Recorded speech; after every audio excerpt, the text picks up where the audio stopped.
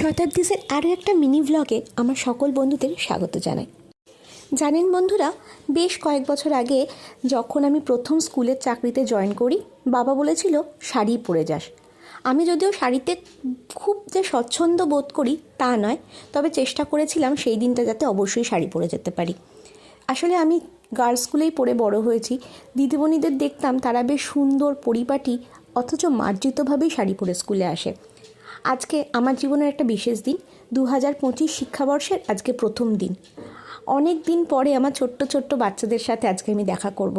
যতটা সম্ভব সুন্দরভাবে মার্জিতভাবে শাড়ি পরার চেষ্টা করেছি।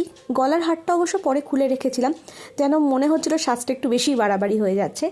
শীত যথেষ্ট বেশি পড়েছে, সোয়েটার টোয়েটার পরে স্কুলের জন্য আমি রেডি হয়ে গেছি। যে কোনো শিক্ষাবর্ষ শুধুমাত্র যে ছোট ছোট কচি কাচাদের কাছেই আনন্দ উত্তেজনা বয়ে আনে তা নয়, আমার মতো টিচারদের কাছেও সেটা যথেষ্ট আনন্দ এবং উত্তেজনার বিষয়। আরও একটা বছর আমি ওদের পাঠ্যক্রমটা ওদের সাথে পড়ব, ওদেরকে নতুনভাবে পড়াবার, নতুনভাবে কোনো কিছু শেখাবার চেষ্টা করব। আশীর্বাদ করুন যে প্রফেশনটাকে বেছে নিয়েছি সেটাতে যেন সফল হতে পারি। আর চলি, দেখা হচ্ছে পরের ভিডিওতে। প্রত্যেকে ভালো থাকবেন।